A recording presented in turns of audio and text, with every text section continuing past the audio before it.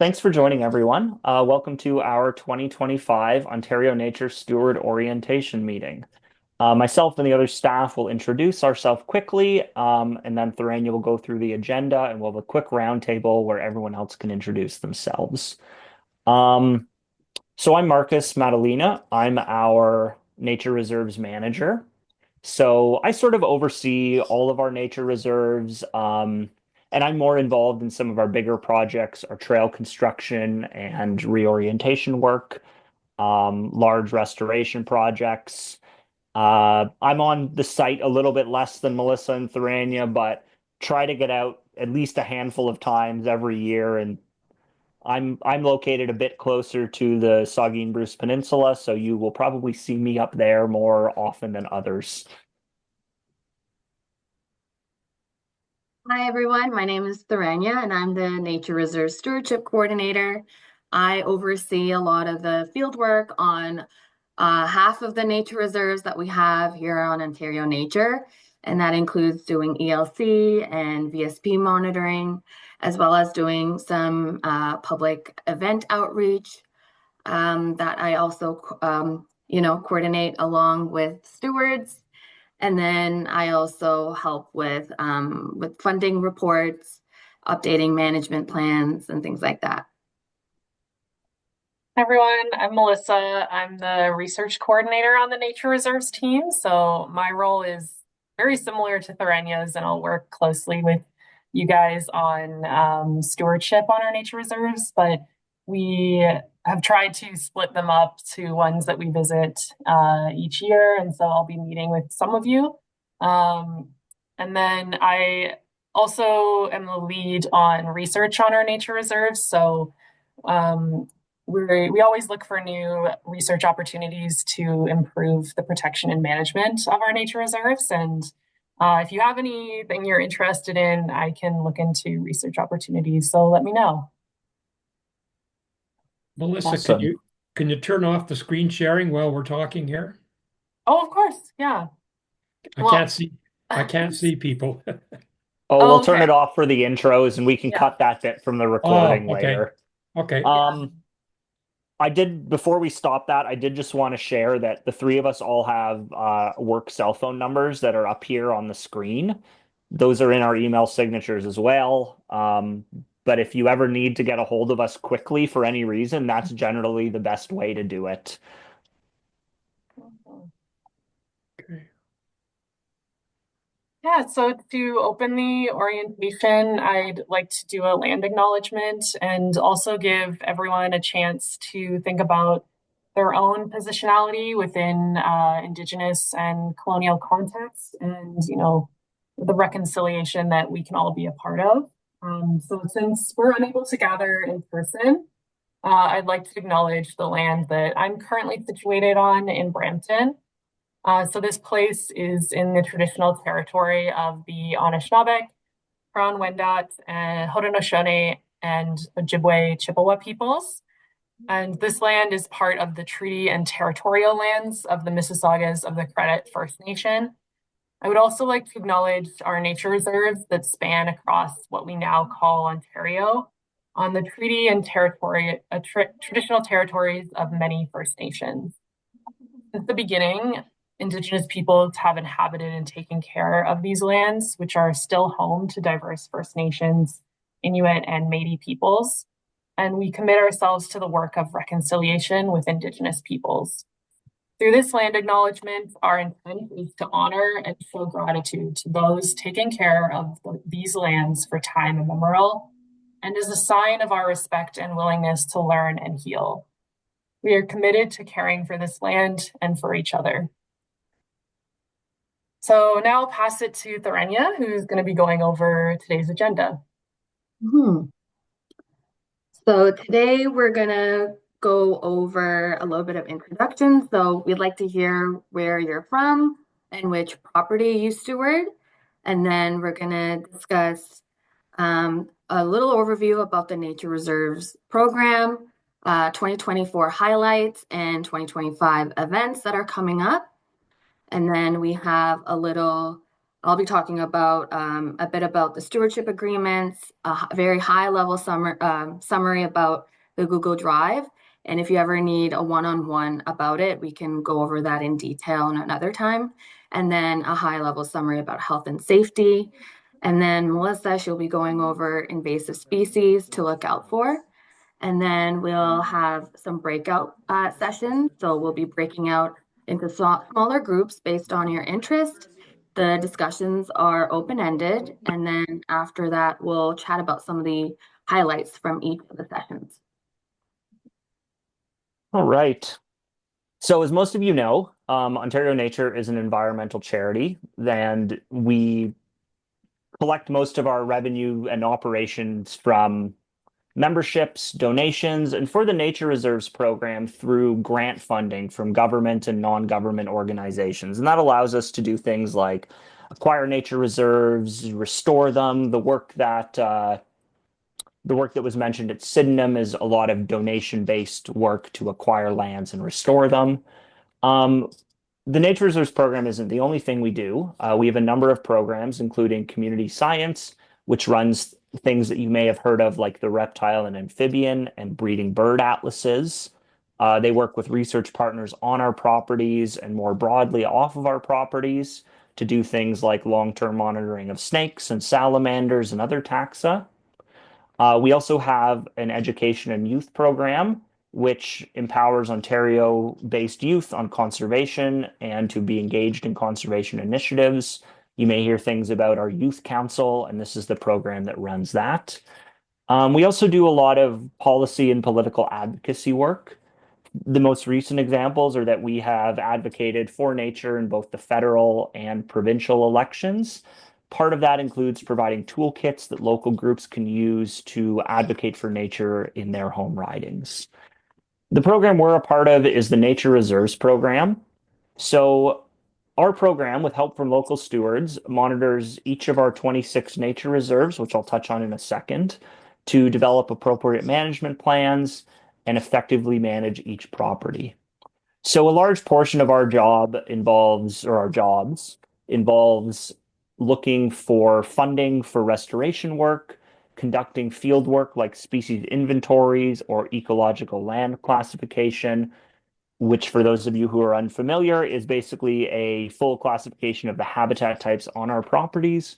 We try to do that type of work at regular intervals to ensure we have the most up-to-date information about our properties and how they're changing over time.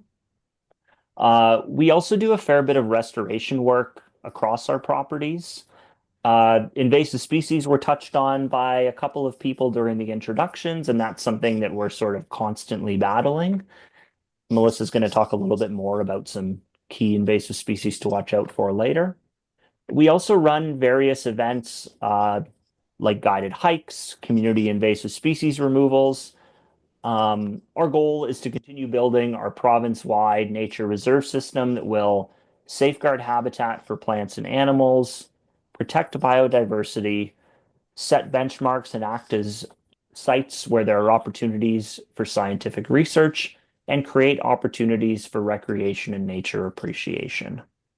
I should also add, if you have any questions or comments throughout, feel free to add them in the chat and we'll be monitoring it throughout.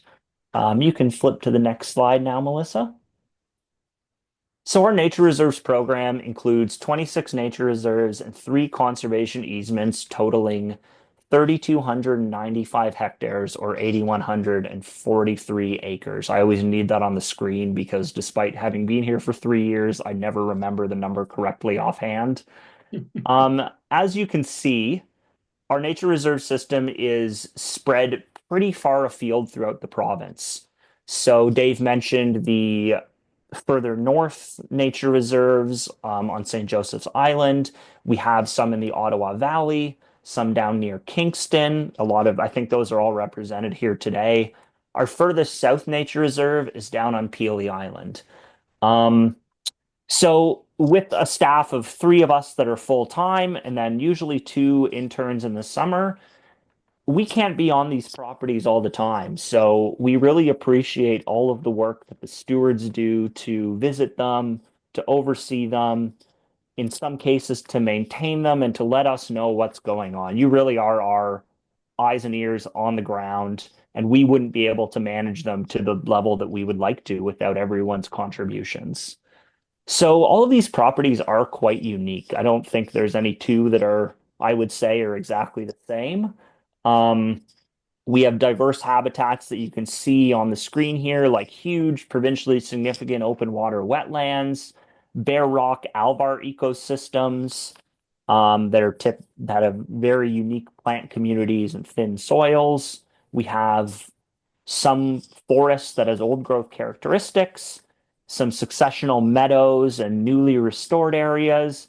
And then you have some spots where there are towering cliffs that you see on the Saugeen Bruce Peninsula. So very diverse. No two nature reserves are the same, and about half of them have trails or public access. So I encourage people to, if you're visiting another area, have a look at some of the properties there and connect with some of the stewards to visit if you're interested.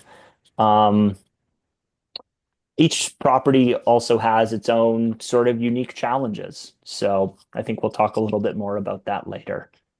Um, you can flip to the next slide. So I'll go over some highlights from our 2024 field season. This is going to be a pretty quick snapshot of what we've done. I don't want to take up too much time, but I could talk about some of these projects for quite a while. So the most exciting thing and relevant to a lot of people here is that we acquired a 58-acre addition to Gananoque Lake Nature Reserve that we're calling the Yates parcel. The stewards of that are probably familiar with it. It's a beautiful property, sort of typical forest for that area, rolling hills with rock barrens, and there's a beautiful piece of lakeshore that's part of it. Quite a diverse mix of species too. We did an event there last year, and I think we saw some pretty cool things. Stone Road Alvar down on Peely Island. Last year, we did the second prescribed burn in the last, oh, I would say 15 years. The goal of this is so Alvar habitats are usually very thin soils, wildflowers, and they would have been maintained naturally or by First Nations people through the use of fire or through natural fires. And that hasn't happened here in a long time. And so to maintain this really rare and unique ecosystem, we've done what's called a prescribed burn. You can see the aftermath of it here in this bottom photo.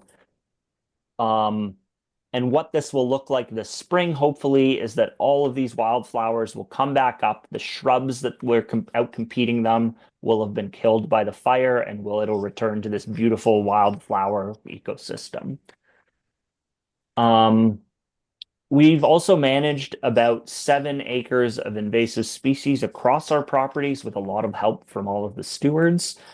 At a high level, this includes about 2 acres of buckthorn that's been removed, 5.7 acres of Phragmites that's been treated. People familiar with Lost Bay will notice that that big Phragmites patch is hopefully not returning this year. Almost half an acre of periwinkle that was managed at Cawthra and that's something that we tried out because it's a pretty common story across our nature reserves where there may have been an old homestead or a house where some of these garden plants have escaped and are in the immediate area where that house was. One project that's very close to my heart is that we've treated 31 mature hemlock trees for an insect called hemlock woolly adelgid. Melissa's going to touch on this a bit later, but hemlock woolly adelgid is an aphid that can kill hemlock trees and has nearly 100% mortality rate within 4 years once the trees are infested. So we have a property, Harold Mitchell Nature Reserve, along the north shore of Lake Erie, that is one of, if not the only old growth stand of hemlock or the only stand with old growth trees on the shore of Lake Erie. So we're trying to protect as many as we can from this invasive insect. The top photo here is from Sydenham River Nature Reserve, where last year we planted about 1,250 trees and 750 wildflowers, and this is part of an ongoing restoration project where we're restoring 5 former agricultural fields to make this what will eventually be part of the largest contiguous block of forest in the county. This is the project that Roberta had mentioned. Across all of our nature reserves, stewards contributed over 150 hours of volunteer time and observed over 580 species at our nature reserves alone. And I know there are some steward groups that didn't report all of the hours they spent or didn't report the hours of others that tagged along. And so I think that number is actually quite a bit higher. And really, the amount of work that is volunteer time that has been put in is incredibly impressive. Um, in the spring, we hosted a BioBlitz at Altberg Wetland. For those of you who are unfamiliar, a BioBlitz is sort of a one-day event where it could be 2 days, but you go out and try to observe as many different species as you can. And in 1.5, 2 days, we observed over 200 species at Altberg Wetland. Altberg Wetland is it's one of our smaller nature reserves, so it really speaks to why some of these are so important to conserve. We also undertook some trail improvement work. We built a new bridge at Cawthra-Mulock Nature Reserve. I say we, I mean our trails contractor did, and we hosted an opening event for it. At Saugeen Alvar, formerly called Bruce Alvar, it was renamed last year in collaboration with Saugeen Ojibwe Nation. We rebuilt a boardwalk and viewing platform there to keep people off the sensitive Alvar habitat. And then in the fall at George G. Newton, we rerouted some trail to avoid slippery and dangerous sections and have now made that nature reserve a little bit more accessible. That is the one that Christine mentioned earlier. We are also hosting an event there coming up that will be touched on in a minute. So Threnny and Melissa also onboarded 7 new stewards, many of whom are here today. So I just wanted to say thank you for joining, and we look forward to this year.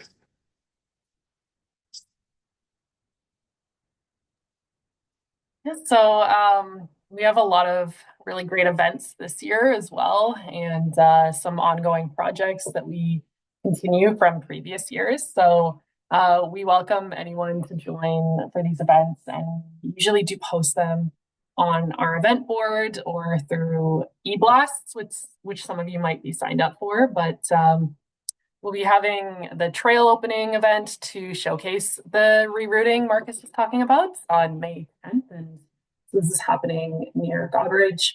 Willoughby, we're also hoping to fundraise to replace our bridge on that property, and that is found in Caledon. So that'll be happening sometime in late fall.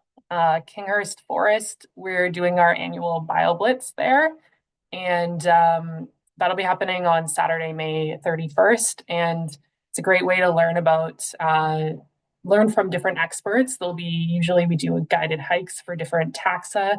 And if you'd like to contribute to updating the data on that nature reserve and species list, we really appreciate anybody who'd be interested in joining us. And we also have invasive removal events at Cawthra-Mulock and George D. Newton Nature Reserves.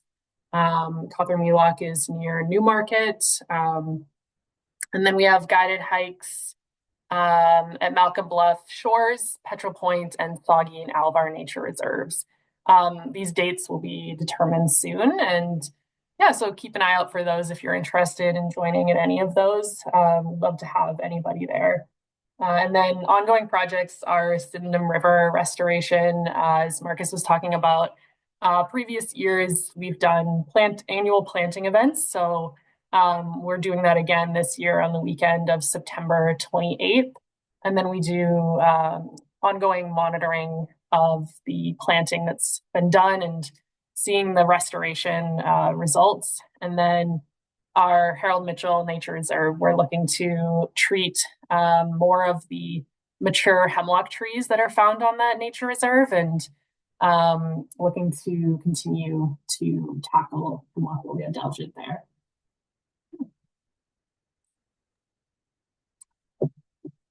All right, so now I'm going to discuss the Google Drive. So for those that don't know, it's a free platform that we use to share documents and photos with one another. It's actually quite useful when it's being used. We've talked about how to upload files and photos in a previous previous stewardship orientation. And so if you'd like a link to that, please feel free to email myself or Melissa. And also, if you don't know how to use Google Drive at all, and this is something that you prefer to have a one-on-one conversation with, feel free to email us about that too. I think we'd be more than happy to do that. So now I'm going to discuss the breakdown of folders. So the way we've organized it is by year. I think that makes it pretty simple. So if you click the 2025 folder, this is what you'll see on your screen. In this example, I have the Steward package for Lost Bay that you see. And so there are a few items to note. If you're conducting any sort of monitoring protocols, you'll see that there's specific folders for that, including SNAKE LTMP, which stands for Long-Term Monitoring Protocol, and salamander surveys or vernal pool monitoring. This is something to note. Some stewards will be conducting more monitoring protocols than others, but that's up to your work plan / what we've discussed in our one-on-one meetings when you have been onboarded. But also halfway through the summer, if you feel like, I think I would like to do a butterfly survey, or, I'm kind of interested in taking initiative on a salamander protocol, feel free to let us know. We would be more than happy to encourage your interests. Next, we have a photos folder. So I kind of mentioned this last year, but I'll mention it again. We just want to make sure you guys label the photos with a small description so we know what you're looking at, whether it's a landscape photo or a hazardous tree or a cute little frog. We'd like to know what you're looking at so that we're all on the same page. And then next we have annual inspection or AI data sheets. You can easily bring this the field with you and fill it out as you go for your nature reserve that you're looking after.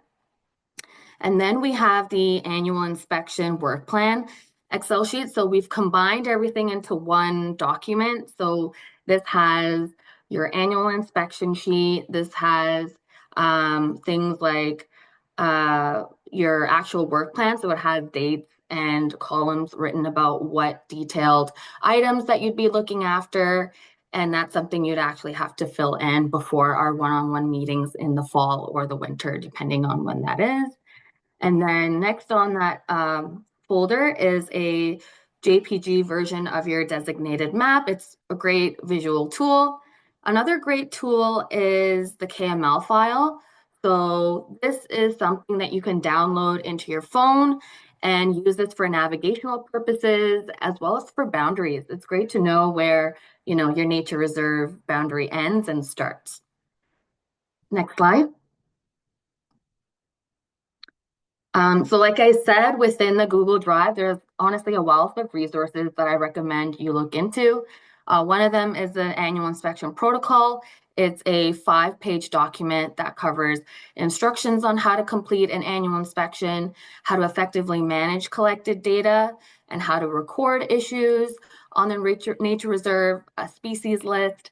Something I'd like to highlight is, gathering a species list. It might not be everyone's cup of tea, but I think it would be really important to note down anything that you observe while visiting your designated nature reserve. So whether it be as simple as a robin or a blue jay or any trees that you come across, I think we can all relate to a species decline over the years. Things that we've seen so commonly 50 or 40 years ago is not so common now, and we're continuing to see some of those trends. So collecting data whenever you can is something that we'd want to prioritize.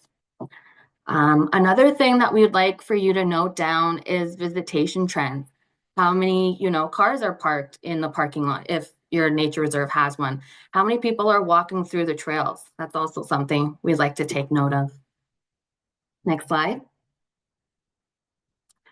Steward agreements. So steward agreements will be sent out next week. There were a little bit of troubleshooting errors, but I think we're past that now. So thank you for being patient.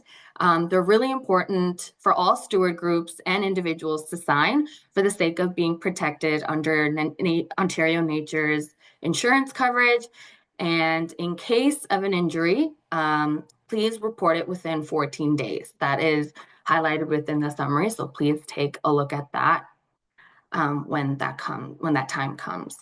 Next point is keeping Ontario nature in the loop. If you are hosting an event or a hike, please let myself or Melissa know. We'd love to join if it's possible. And in general, it'd be great to know about the awesome work and events that you guys are up to beforehand. And we can even assist with sending a couple experts over or whoever you need, depending on what the event is about. So yeah, let us know and we'll be happy to support. And let us know if there are any changes to the primary contact for these stewardship agreements too. Next slide. So I'm going to go over a quick highlight summary about health and safety. And here are some of the common hazards I like to talk about. But overall, after this meeting, I would recommend that all stewards read the health and safety manual within the Google Drive. So one of the site hazards can be physical exertion. So a risk of that is collapse, injury from not maintaining a property tool use, or falling. It does happen. And so examples of ways we can minimize this risk is to encourage staff or volunteers to work at their own pace, take breaks when you can, monitor for signs of fatigue if you're working with one another, obviously, looking out for each other. Monitor, I already said that, establish group break times, to save lighter work for the end of day, or if temperatures are really hot, I recommend saving the harder work for the earlier part of the day, having a first aid kit on site, and having first aid training. For sun, heat, and cold exposure, I recommend checking the weather. Oftentimes I don't, and there's suddenly a snowstorm or a windstorm. So I highly recommend that. But besides that, having extra hats and clothing, that's always really helpful in the car or somewhere nearby. Carrying extra sunscreen, making water available, whether you're bringing it with you or having an extra, water bottle stashed in the car. Those are all really, really helpful things to do. Establishing frequent breaks, and if possible, providing a climate-controlled rest area. So I love shade breaks for that reason. Our big trees on all our nature reserves are great for that. Next slide. Another one I'd like to talk about is trespassing confrontation or confrontation of any sort. So this doesn't happen too often, but it's not impossible. This doesn't, your job is to monitor and not to police.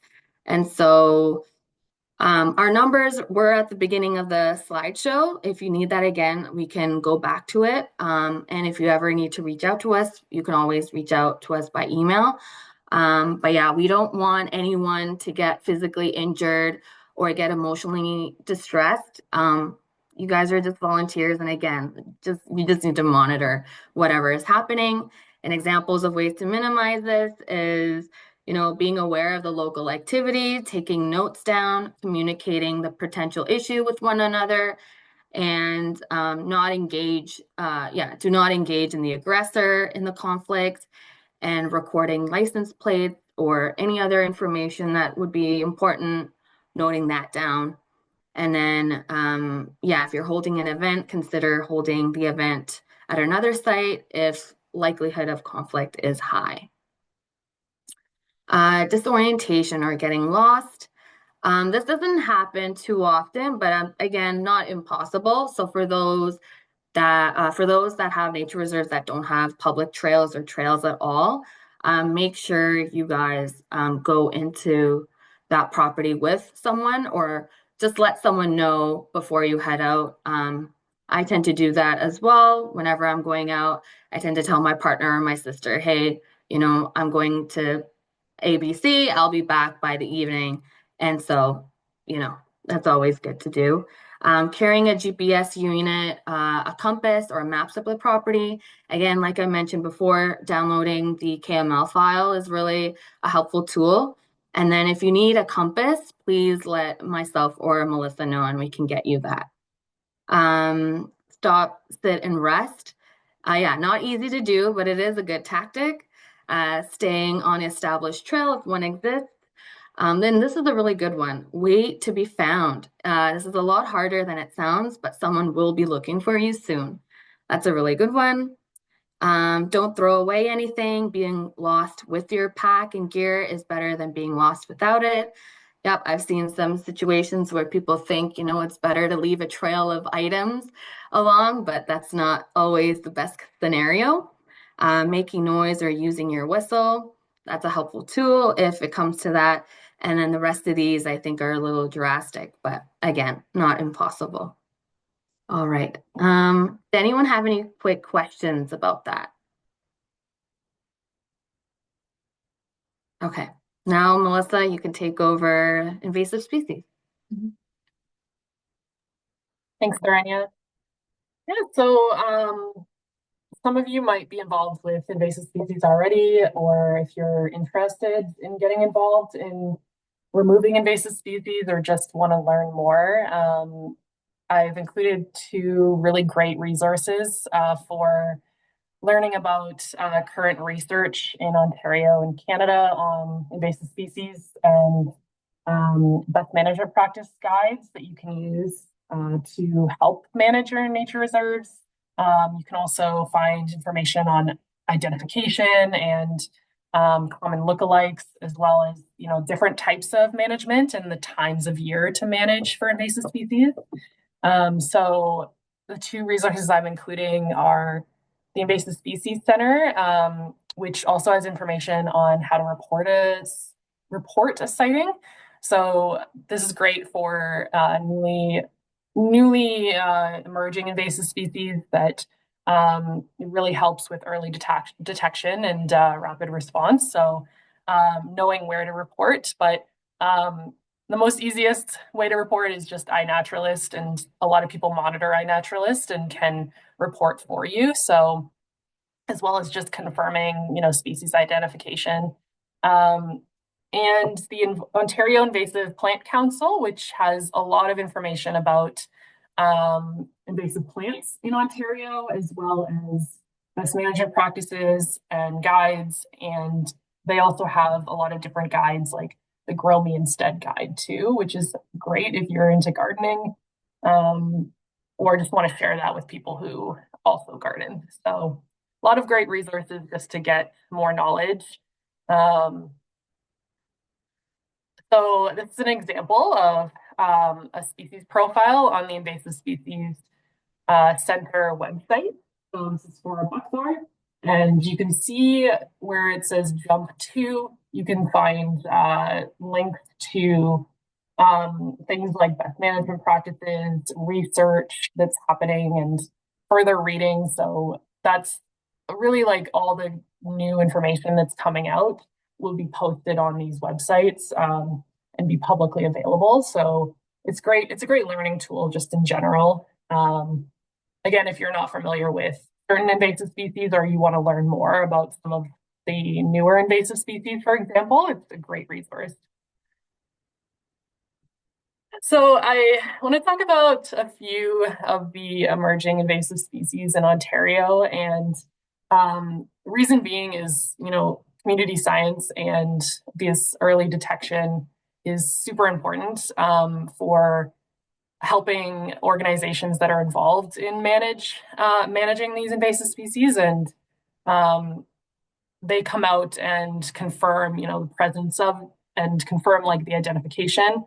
And then we'll take the appropriate steps and, do a lot of communication and working with a bunch of different organizations. Like we work with where our Harold Mitchell Nature Reserve is located. We are within Wainfleet in the Niagara region. So, and that nature reserve is currently, we have the issue of hemlock woolly adelgid there, and we're working with neighboring Niagara NPCA, I think, I can't remember the name, the conservation authority there, who are neighboring property, and working with them to control this, invasive species. So yeah, so I'll talk a little bit about, how to survey and identify for these. So, just to be aware of them, and if you do spot them, to make sure to report and what to do. So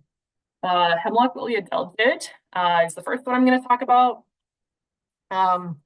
It is an invasive insect that is like an aphid, and it gets as big as the photo on the right-hand side. I've pointed out the little nymphs there, or sorry, yeah, the little nymphs.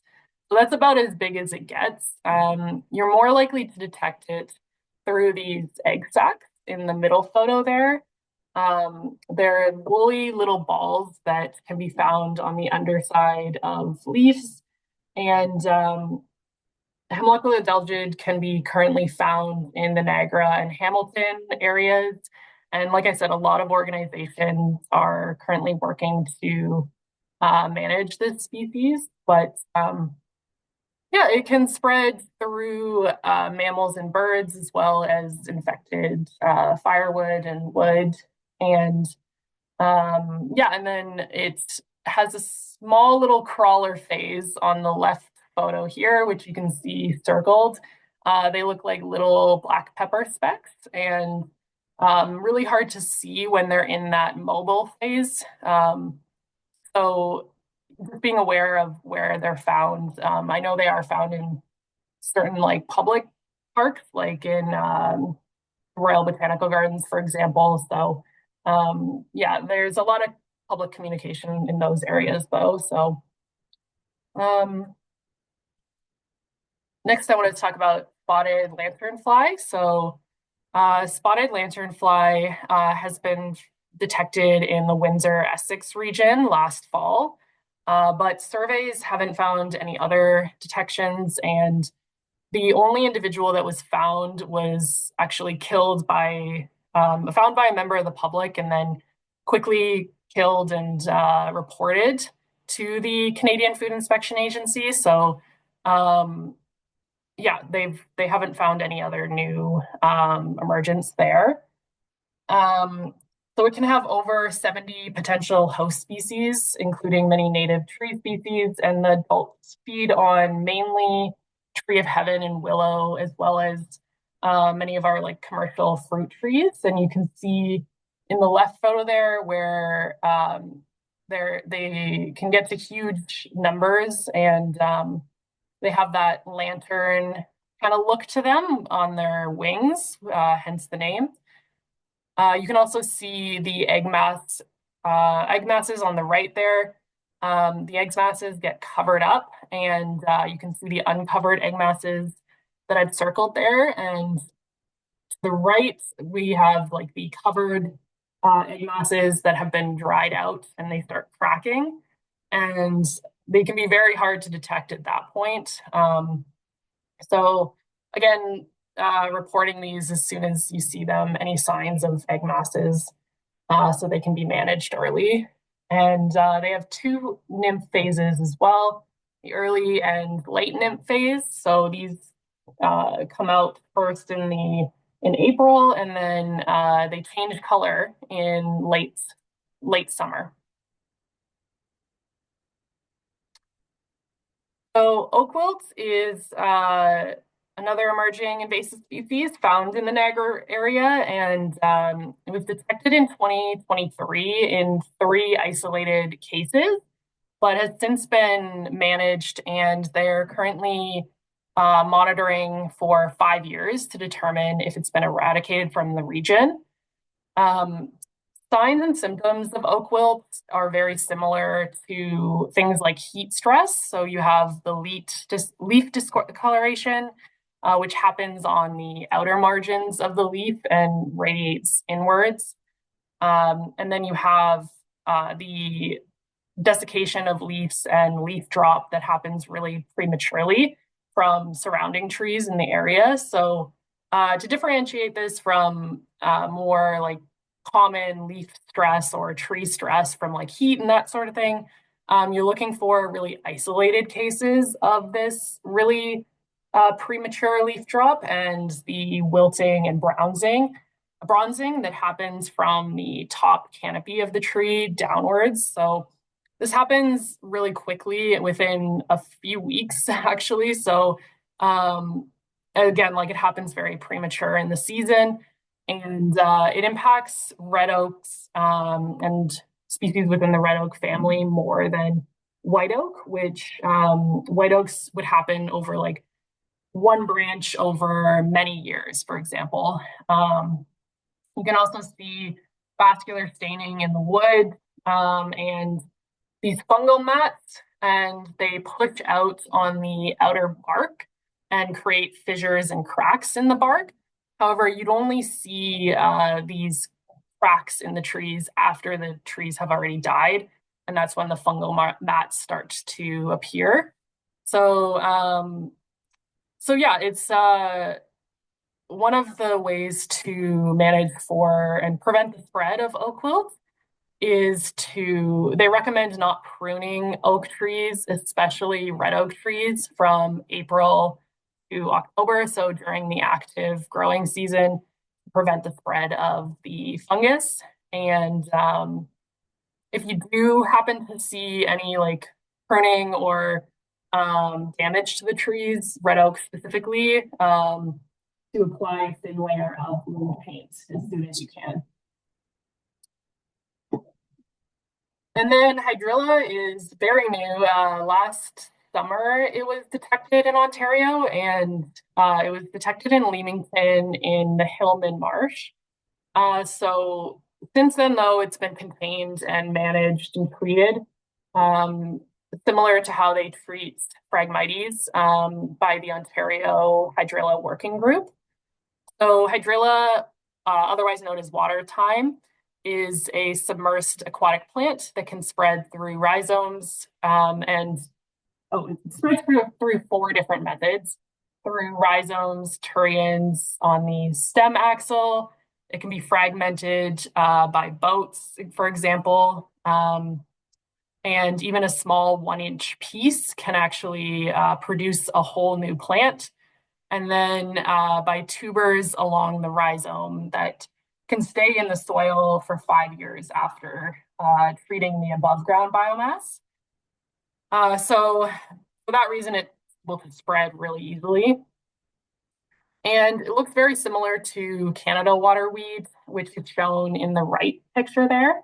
The main difference is the number of leaves that you see around the stem. So in the left, you can see there's about 5 leaves around each whorl, and that's for hydrilla. They can have between 3 to 8 leaves, while waterweed can only have up to 3. And then they have the smooth leaf edges versus hydrilla, which has the leaf edges with sharp teeth on them. Yeah, so I wanted to split us up into smaller breakout rooms where we can talk more about things like invasive species. So if you have any questions about what I was just talking about, or other invasive species that are common on properties, or techniques you use, this is a chance to share more information between stewards and just chat and discuss these different topics that we have here. So we have 3 different topics: invasive species, trail maintenance and management, as well as steward recruitment. So I'm going to be starting the breakout rooms, and they're going to last about 25 to 30 minutes. Once the timer reaches just 1 minute before, it's going to let you know, and then you're going to be moved back into the main area before we're going to do our final farewells. So yeah, if you are interested in any of these 3 topics, you can join into the breakout rooms once I've started them. Melissa, before we do that, I just want, because we're not going to record the breakout rooms, I don't think Zoom gives us the option to do that. I did just want to quickly say, for anyone who is watching this after the fact, thank you for joining. And if you have any questions, you want to follow up or looking for more details about anything we mentioned today, feel free to reach out to one of us individually, and we'll get back to you as soon as we can and hopefully be able to answer your questions.